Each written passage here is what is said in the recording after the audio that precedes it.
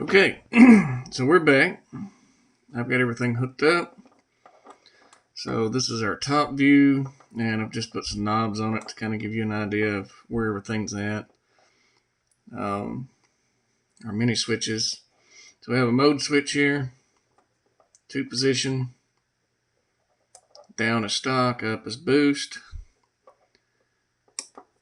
On the right side we have a clipping switch, bottom is stock, middle is, I believe, an extra set of diodes, and the top is LED clipping.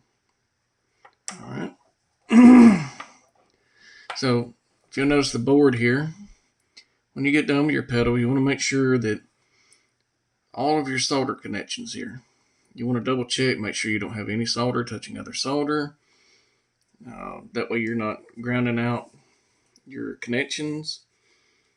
They all should have a nice rounded, flattish rounded solder on it. If it's real flat, you haven't done it right. And if it's really round, you basically have cold joints. When you do your solder, you should actually see it wicking into the pads and effectively joining each piece. So everything here, I'm not sure if I'm using a cell phone camera. I don't have expensive equipment, and this is all I've got right now. But anyway, all of your connections here, when you put your components through, if you will bend your leads a little bit to the side, that'll also help make a mechanical connection, because even though solder is kind of like welding, it's also kind of like glue. So if you have a mechanical connection, over the years of this thing getting dropped or just being moved around, you won't have to worry about a solder joint cracking as much and creating a problem. If you have a mechanical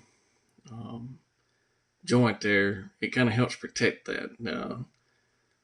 Makes it a little more rigid. So anyway, this is this side of it. And don't do this with your pedal, but I'm going to bend this up a little bit so you can see. Underneath this pot here, you'll see it's got a big circle there.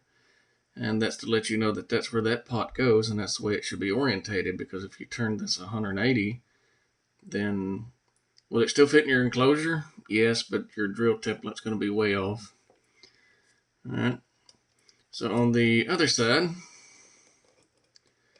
we have our component side. I'm using a JRC 4558D IC chip, and I'm using it in a socket. That way if I want to change it out, I can change it out, because I do have some vintage CP 4558Cs and a couple other different ICs.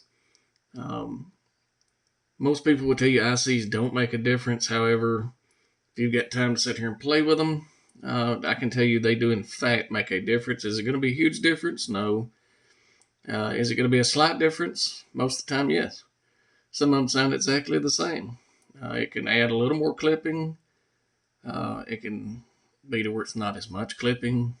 Sometimes it even changes the tone of the pedal a little bit, but not much. So anyway, we have that. So we'll go through here a little bit. All these round areas here, those are electrolytic caps. Those are different from your metal film or your tantalum, your MLCC, so on and so forth. These little small rectangular ones here, these are metal film caps. Or well, let me go back to the electrolytic. Electrolytics are polarized. So you're going to have like these here. They're black, and then they have a gray stripe down one side. Okay. That gray stripe indicates a negative. So on this PCB, it will show you where your positive is. Positive is always going to be a square pad. Okay. Your negative will be a round pad for those. And then your metal films, these are non-polarized. Your film capacitor here, it's non-polarized. I have some polymer caps in here, also non-polarized. Really, the only other capacitor that you're going to find that's polarity sensitive as a tantalum. And if you ever run into a pedal where you have to build it with a tantalum, the easiest way I can tell you to figure out which side is the proper polarity is Google tantalum cap polarity. That way you can look at it and you can get everything correct, because those do have a polarity. Your LEDs, your diodes, they have a polarity too. So we have some diodes down here. I forgot the name of those diodes. I think they're 2N1904s. Anyway, those diodes have a black stripe on those. The black stripe is your negative side. You have to make sure you put those in correctly. And even on this board here, it shows you where the stripe should be at. So it's kind of self-explanatory. And then on your LEDs, let me find one that I haven't clipped. When you have a brand new LED, so we'll take this one for instance. This is the orange 5mm diffused. I don't know if you can see it in my camera. If you can see it, you'll have a smaller side to it. Okay, that smaller side is the positive side. Another way to be able to tell on some LEDs, and I don't think these have it, these do not. So we'll just look at the other end of it. So on the other end, you'll notice that you have one leg that's longer than the other. The leg that is the longest is the positive side. But if you ever clip them off and you can't remember which side is the positive, just remember the smaller portion on the inside is the positive.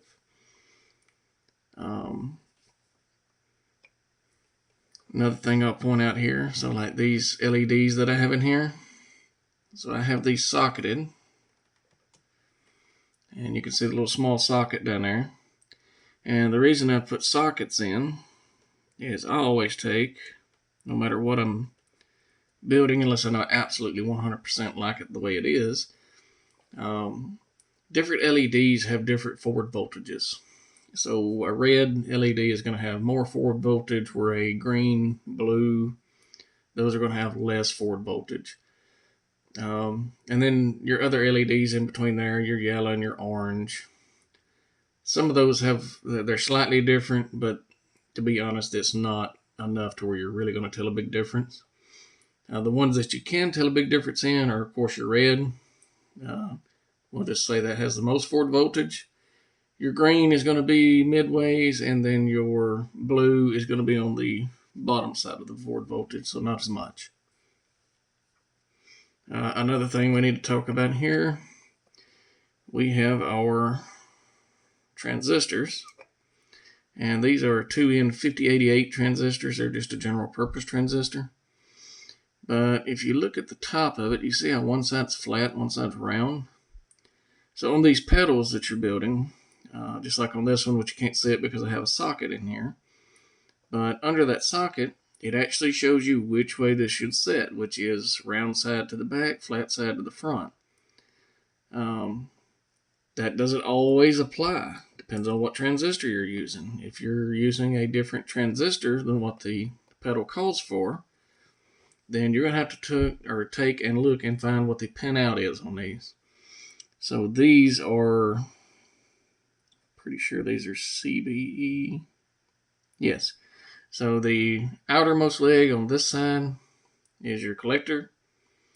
Your middle is your base, and the right leg is your emitter.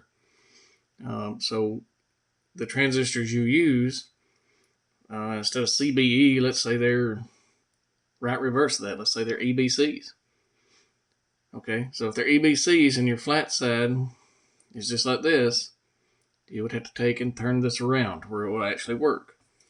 And then there are some transistors out there where the legs are completely different from that. Some of them, your collector will be in the middle. Some of your emitter will be in the middle. As long as you get those legs correct, it will work. If you're having to take and move the legs around quite a bit and you don't want them to touch, take some of your wire snips and pull the cover off your wire and slide it up the ledge. That way you don't have to worry about it grounding out. That'll keep everything nice and safe. One of the other things we need to talk about, so I have a 2-position switch here. So on this pedal, in the down position on number 1, that is asymmetrical clipping. On the up side, that is symmetrical clipping. Asymmetrical means one side is going to be clipped, square wave. The other side is going to be a little more rounded. That will also make the pedal just a hair louder. On the symmetrical, your top and bottom wave are both squared off. To look more into that, just Google that and it kind of explains it, and you can see a visual of what I'm talking about. You can also go to somebody that actually really explains it really well. It's Head First Amplification. I believe he explains it real well on he's doing a modification to a Friedman BE amplifier, and he's modifying the saturation switch circuit. Or you can even look at his Jose mod videos where he's showing the diode clipping in the amps. He kind of shows that. The other thing we need to talk about is our switches on the other side here. So some of your switches, you have a type 1 and a type 2. So this clipping switch here is a type 2. If I used a type 1 switch here, I would only be able to get stock type 1 wouldn't even work for this. It wouldn't allow it to work correctly. But I could take and put in this is a double pole, double throw type 2, and if I was to have put in this is a on switch. So if I'd have went to a 2-position switch, an on, it wouldn't matter really what type it is, but I would only get 2 of my clipping diodes selections, where this one allows me all 3. So pay attention in your build notes. Make sure that if you need a type 2, to order a type 2 switch. Okay, so we'll go back around to the other side. I think I've pretty much covered everything here. On these boards, your pots, potentiometers, and your clipping switches are soldered from the top side. These boards have they have pads on both sides to allow you to do that. You do not have to take and solder the other components from the top side. Those are meant to be soldered from the bottom. Okay. So now we'll move on to this breakout board I was talking about earlier. So you can see we have our wires hooked up, and in your diagram it shows you how to do this. And you have some wires coming off the top side here, and you'll notice I do not have a new Hammond box to put this in, or the aluminum box that you're used to seeing it in. I do have one that I test pedals in. So I have a power supply going to it here, and then I have my jacks over here. So everything is working outside of the box right now. And the reason it's working outside the box is because this whole PCB has a ground scheme in it. If it didn't, everything would ground through the potentiometers and the switches, and it would have to be inside of a case. So anyway, another switch we need to talk about is this one here. So this switch is a 2-position switch, and it allows me to do buffered bypass and true bypass. And then our foot switch attaches here, and then we have some other components here that does with the LED and different things. So anyway, if you was to put this in a pedal, you would put everything in from the top side, get everything soldered, and then you would put everything in through the bottom, and everything would work correctly. Okay, so let's see, let me find, I have a pedal here that I built recently. Kind of give you an idea of what it could look like. There we go.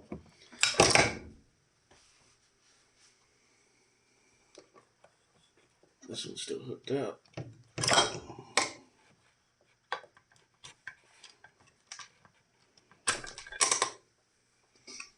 Alright, so this one is a tube screamer type pedal. This is based off of a super tube, and this is a pedal PCB board, I believe. No, I'm sorry, this is an Aeon effects board. This is called a Sirius.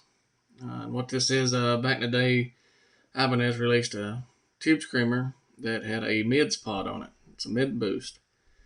And this one here, they have their own modifications and stuff in the documents, but this is essentially a TS808 with a mid boost. And again, we have the 3-position clipping, but you can kind of see from the top here, this is a 4-knob, foot switch, LED, jacks. Now if we turn it over, you can see I have some stuff socketed in here. I'm still playing around with this one. But same thing applies. Everything needs to be nice and neat. The wiring here, like I said, I'm still playing around with it, so it's still kind of loose. Once I'm happy with what I have, then I'll take and straighten all this up, make it look nice and neat, and get the routing correct. But anyway, there's a pedal that I built not too long ago that I'm still experimenting with. But you can see how it sets in there. And then for your aluminum cases, you can do them any way you want. Just sand it real good, and you can paint it whatever color you want, and you can make it yours. I mean, it's actually kind of fun to do this. It allows you to experiment without having to worry about messing up an expensive pedal or a not so expensive pedal. And it also once you build quite a few of these, let's say you get let's just say you get a tube screamer and it don't work. At some point you're going to learn enough about this to where you'll be able to fix your pedal. So that comes in handy. Let's see. Let me see if I can find a pedal PCB board real quick.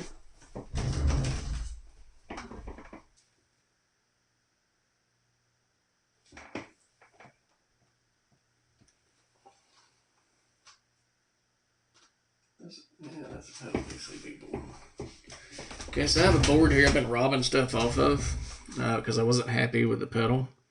Just not happy with it, so I decided to salvage some of the parts off of it. I may come back later and change some parts out and try to make it something that I actually like.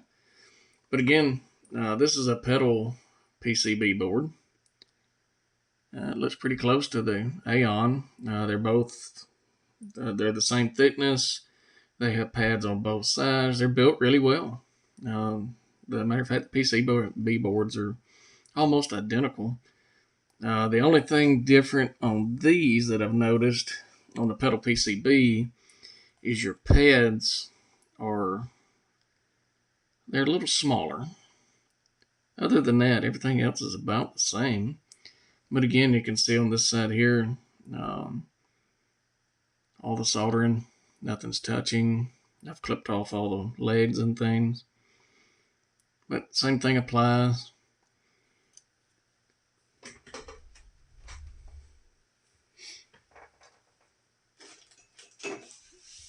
And let's see, we will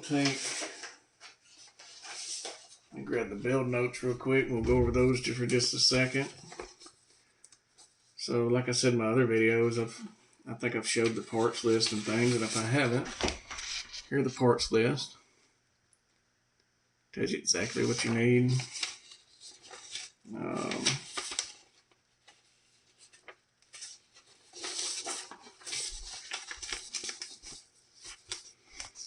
Even gives you a printable guide for your drilling, for your pedal enclosure. Do you have to use this exact drilling scheme? No, you can make it whatever you want.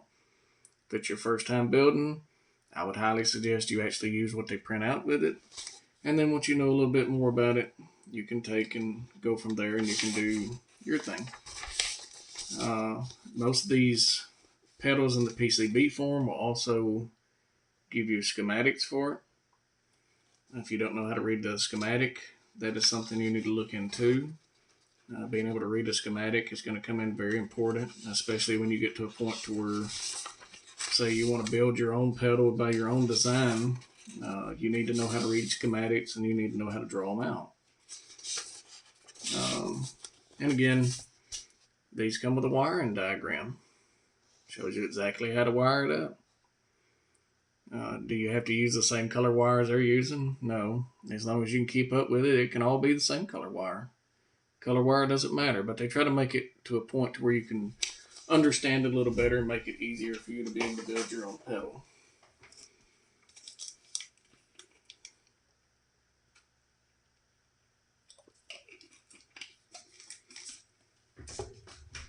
And I had mentioned it in one of my other videos, but I don't think I explained why. So if I did, I'm just going to explain it again. If I didn't, this will explain it. You have to excuse me, I have a dog. But anyway, so the multimeter, you need to take your resistors, put it on the ohm setting, and if it has an auto ohm, that's even better.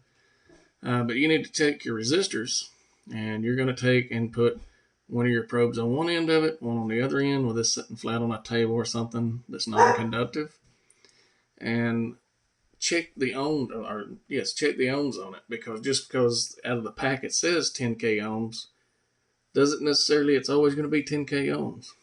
You might check it with your meter, and it might actually be a 7k ohm, or it might come out something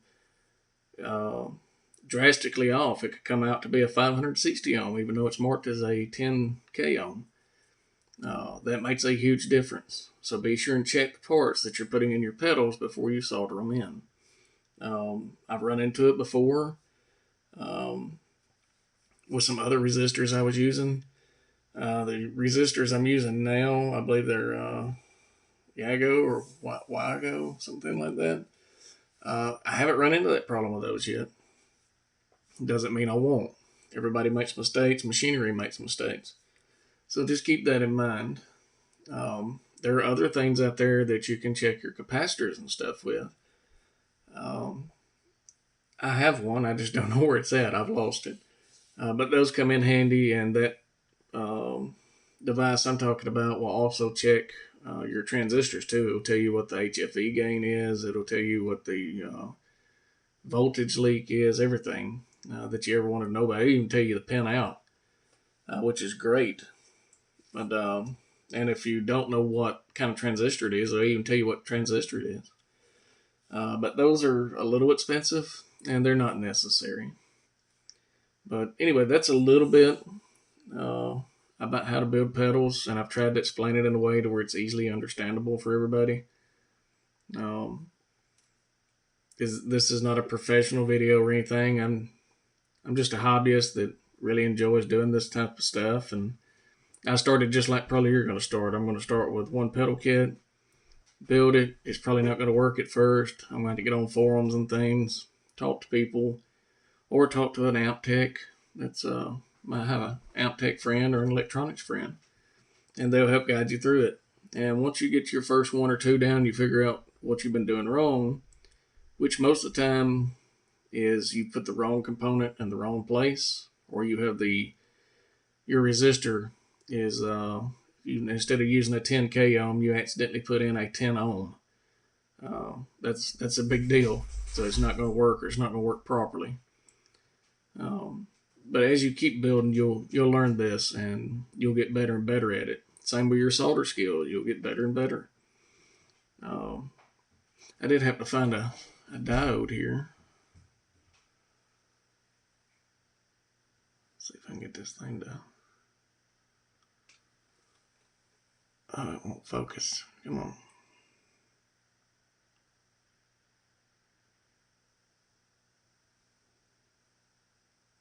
Of course, it's not going to focus. There we go.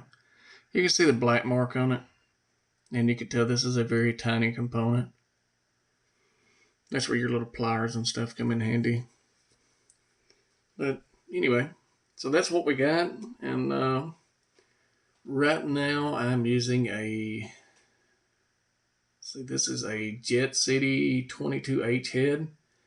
We're on the normal channel, and I'll turn the gain down quite a bit so we can get a clean-ish sound. So we'll turn that amp on. It's a cell phone video, so is it going to sound that great? Probably not. But again, it's a Jet City 22H on the normal channel. Gain's turned down for a cleanish sound. And we're running through a EVH 212 that is loaded with, let's see, these are the heavy magnet greenbacks. So they're actually, these are 30 watt speakers. Yes, 30 watt speakers. So anyway, using a Super Strat style guitar tuned to E flat, pretty sure, or half step down. No, it's in it's E flat, but we've dropped the E down to what would be drop D, but it's actually drop C sharp.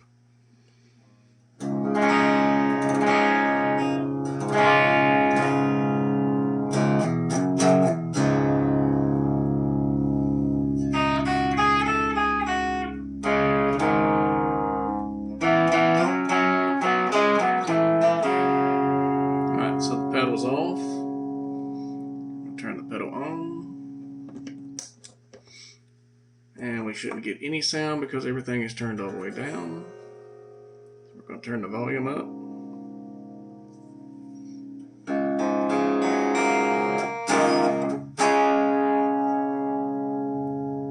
Mess with the filter here a little bit.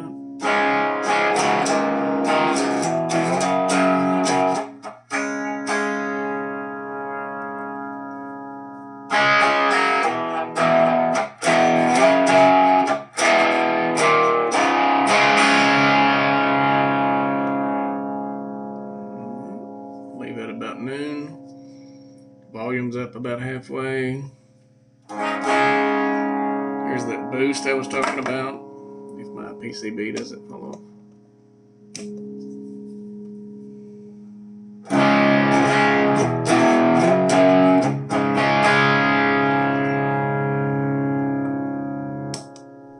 Boost off.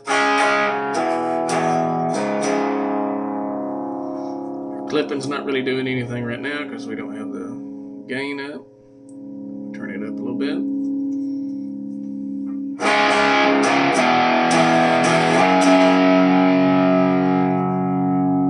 So that was in the extra diode mode. I believe that's what's the extra diode mode. This should be stock.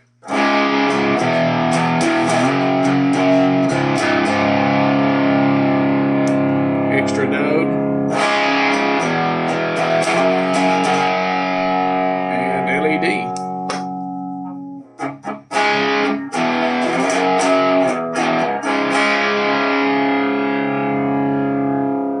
Now, I don't know if you could tell or not, but if you listen real close, when I swap it back into LED, you'll hear the circuit kind of smooths out a little bit.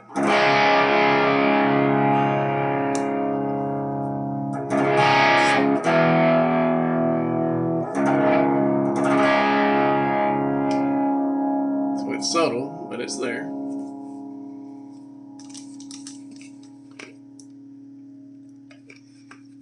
Alright, we'll turn the drive up a little bit further, and then I'll start messing with the switches on the back. So we'll bring us up, let's say halfway since we're on the clean channel.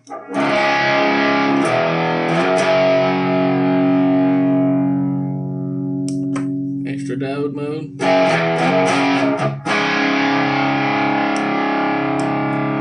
Stock.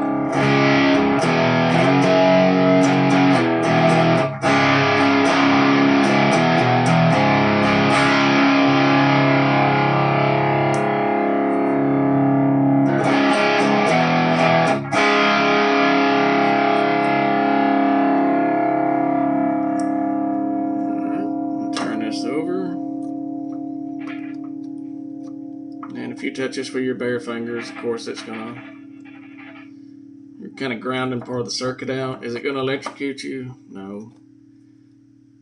Let's see. So this has a stock mode and a bright mode on the number 2 dip switch. I had it on bright, so we'll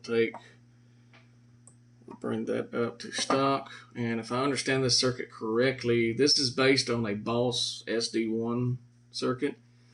And And when they come out with the Wazacraft version, apparently somebody found some stuff in the original schematic and things that pointed to they were going to do a little more with it than what they did. So they kind of implemented this into the circuit.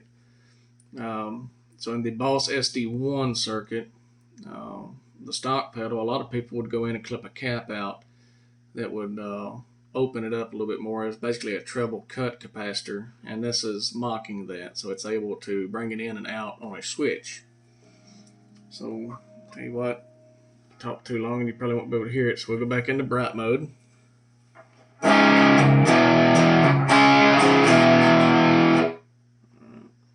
Stock mode.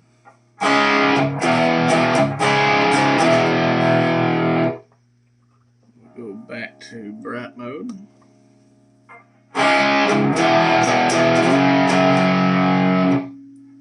I don't know if it's coming across on the cell phone video real well, but here in the room, in the stock mode, it sounds fine, and then when you engage the bright mode, you can hear it brightens the pedal up just a little bit, opens it up just a little bit.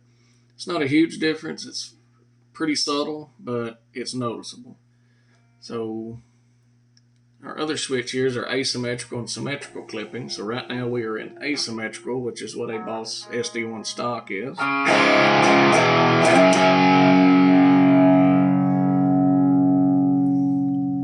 and now we're in symmetrical.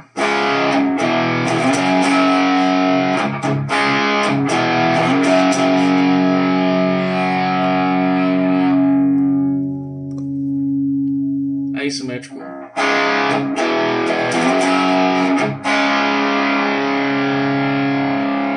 So the asymmetrical, and again, I don't know if it's coming across on the cell phone or not, but here in the room you can kind of hear it. In the asymmetrical, the pedal opens up just a little bit, adds a touch more volume, and in the symmetrical you can hear it clipping slightly more. One more thing I'll do here, because I always found this neat when I first started building pedals. These LEDs here, so when they are in the circuit, they will actually light up because that's their job. They're taking voltage before it hits the IC there. So right now I have the LEDs out of the circuit if I have this flipped the correct way. So they didn't light up at all. So I'm going to put this back in the center position, and the LED should light up now.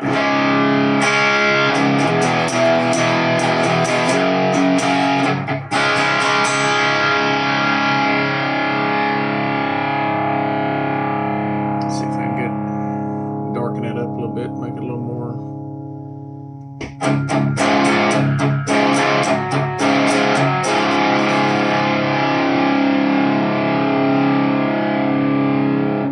So if you just pick it real light, they're not going to light up as bright. And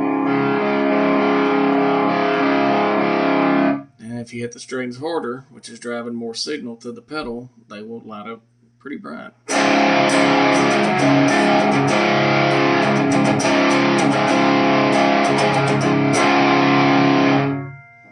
Alright. So I'm going to flip this back over.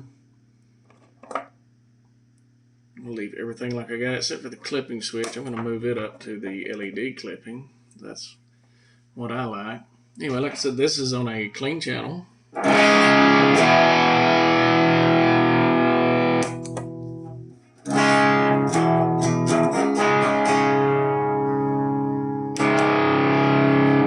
and if some of you are wondering, this other LED here is my indicator light. It does nothing to the sound. It just lets me know that the pedal is on.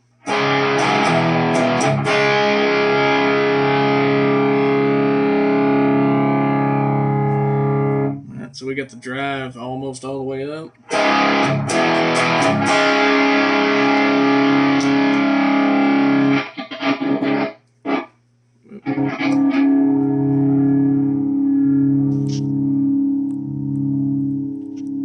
we go.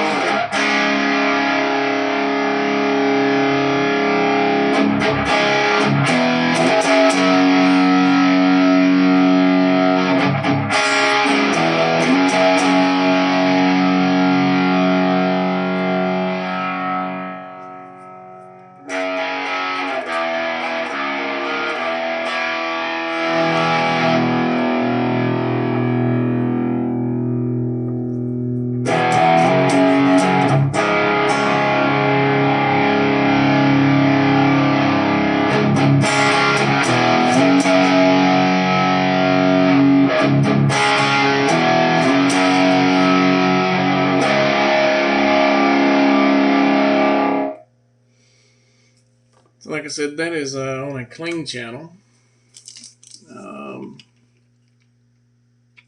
Let's take and use this thing like it was intended to be used, or at least in the 80s anyway. So this pedal in the 80s and even now is used as a boost pedal for your higher gain channels. And the sole reason for that is just like the TS9, TS808, there's slight differences. So a TS808 and a TS9 adds a mid hump to your sound. So it's going to drive the mids more. You technically don't need that on a Marshall style amp or something that's derivative of Marshall, and a JCA 22H is technically a 20 watt Soldano hot rod plus. So it's Marshall derived. The only difference is on a on a Soldano, on your overdrive channel, instead of a 10K resistor for your code clipper, you're using a 39K, maybe a 38, 39K. It makes it a little more smoother. Where a Marshall uses a 10K, which is a more aggressive code clipper. And you can actually do a mod, like under this amp. I have a Marshall amp that I built. It has 3 voicings. It has an 800 voicing, which is a 10K code clipper. And then I modified it. It had a number, or a SIR 34 voicing, but I reworked that to be a Jake E. Lee voicing. So that now has a 2.7K code clipper. And then I have a 0.68 UF bypass capacitor on it. I think that's right. And then this also has like a super plexi mode. And it basically takes the code clipper completely out and uses a 100 cap there. Adds a little more bass, a little more gain. But anyway, we're on the Jet City. We're on the normal channel. I'm going to take and turn the gain up a little bit, and I'm going to turn the pedal off. That way we can hear how much gain is on it as I do this. So this is it right now. And then we are going to...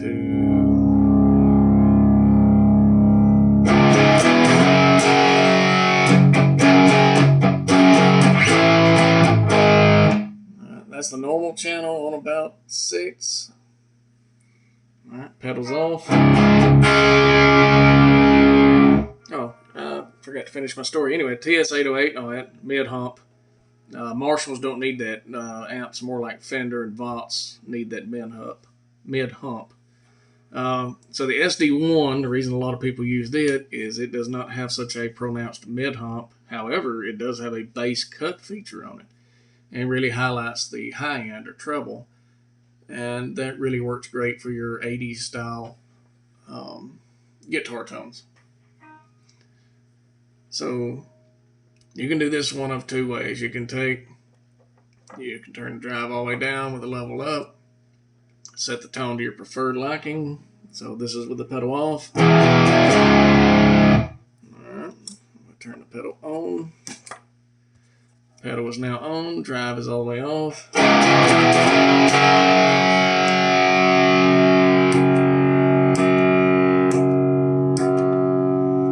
So you can hear that treble more pronounced with it on, and that comes in handy. That way your bottom end isn't as flubby.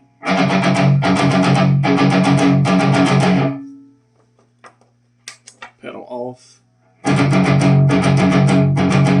Kind of hear how bassy it is. You turn the pedal back on.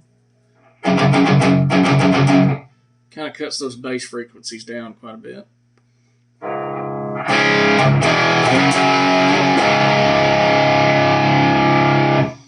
If you add this boost feature in, it actually brings that bass back.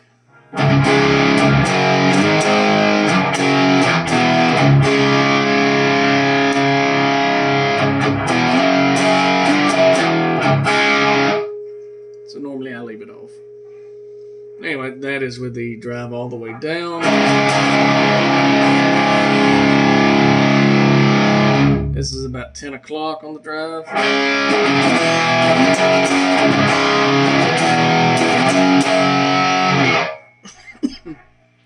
Just a little past halfway. And then of course if you turn it all the way up, it doesn't sound as great.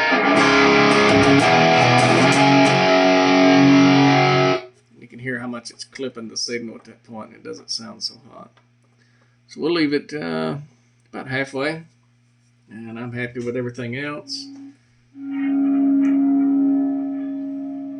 In fact, we'll even throw a little delay on this.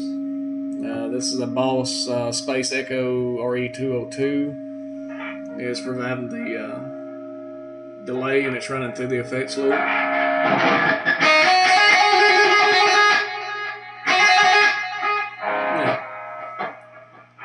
So just going to do kind of an 80s styled riff, kind of like Ozzy's Ultimate Sin, but slower.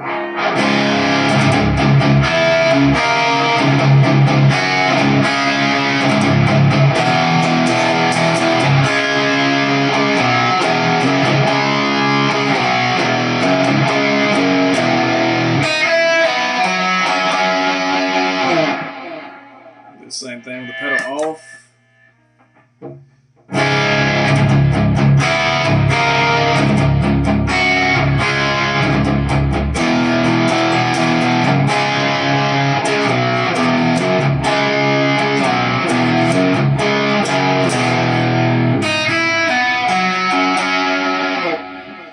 I think you can kind of hear it adds quite a bit to it. You really need that high end for the 80s riffs.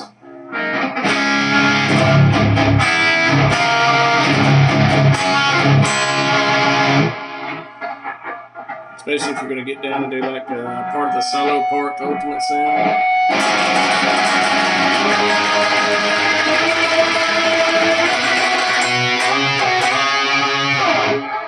Just don't sound right without the pedal.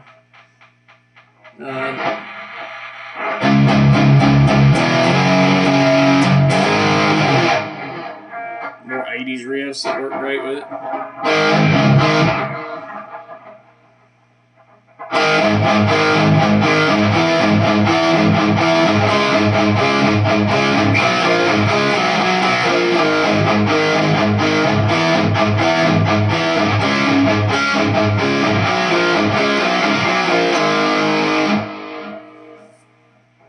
It works pretty good for that type of stuff. Even like your Motley Crue style riffs, which I know I'm not right tuning, but it works the same.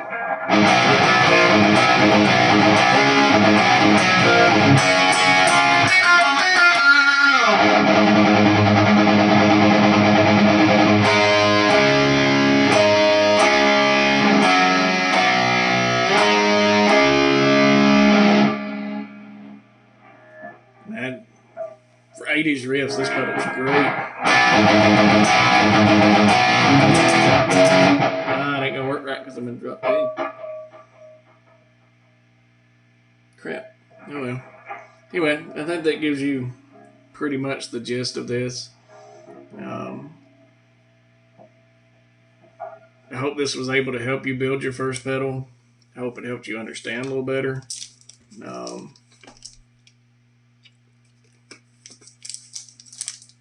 Let's see, there was one more thing I wanted to bring up.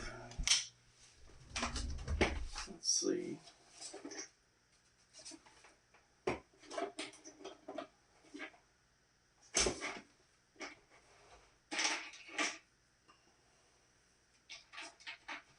Yeah, there we go. So one more thing I want to bring up before we get off here. Your electrolytic capacitors. And even your non-electrolytic capacitors. They come in two different forms. You have axial and you have radial. So if it's a radial capacitor, your legs are going to come off the bottom, just like that. All of these pedals use radial capacitors. I've only had one that I've built that used a axial, and I don't even know where that pedal's at. It was just an oddball pedal. Anyway, so that was a radial. This is an axial capacitor. So the difference here is an axial will take and have a leg coming out of each side of it. these are marked differently for the negative side. So like this one here, if I can get it to focus, you can see the arrows and you can see the plus sign. The arrows are pointing towards the positive side of the capacitor. Okay, so this is an electrolytic capacitor, but it's an axial. So that one has plus sign with arrows telling you which side is the positive. If this was a radial, like these here, and these, like I said, you can see that little gray mark there. That tells you which side is the negative. So make sure when you're building your pedal, make sure you pay attention to that. If for some reason you messed up when you made your order, or the company you ordered your kit through, they might mess up. It's not a big deal. If they send you axial capacitors instead of radials, these will still work. You just have to take, which these leads aren't really long enough, but anyway, your leads on these are going to be about yay long. So anyway, you would take, use a piece of your wire sheathing, bend that leg down, run it right beside it, and you can bend it down and you can still put it in there and use it like a radial. Sometimes it makes getting your parts on there a little bit of a pain in the ass, but they will still work. They're exactly the same. The only difference is one has leads coming out of each side and the other one has leads coming out of the bottom. So keep that in mind. And same thing goes for capacitors like this. This is a ceramic capacitor. I don't think I've ever seen a ceramic capacitor in the axial, but let's say it's a metal film or a paper and oil, something like that. If your leads aren't coming out the bottom and they're actually coming out the side, so like this one here, this one's non-polarized. It doesn't matter which leg goes where, it will still work. Okay, so I wanted to bring that up. But anyway, like I said, I hope this has helped you with your first pedal. This PCB, if you just get the PCB only, I believe this was $12. And if you catch them during a sale, like during 4th of July right now, I think they're offering 20% off, so that would bring it down to like $9 or $10. That's not half bad. If you order your parts in quantity, they're cheaper. The aluminum pedal cases, they're getting a little more expensive. Does it have to be made out of that? No. You can make it out of whatever you want. If you know how to bend sheet metal and make a sheet metal enclosure, you can do that. If you want to make it out of wood, you can make it out of wood. You can make it out of whatever you want to make it out of. If you have an old pedal enclosure, use it. Just because it has an extra hole in the top, it's not really going to affect anything. But anyway, other than that, just make sure when you put these together, don't over tighten your hardware. If you over tighten it, you're going to strip it out because these are not really meant to be really getting up on them. Just make sure they're good and snug. Anyway, that's pretty much it. Like I said, I hope this has helped you. If you have any questions, I'm not as active on here as I used to be. But if you have a question, ask it. And as soon as I get a chance to answer it, I'll answer it. And good luck.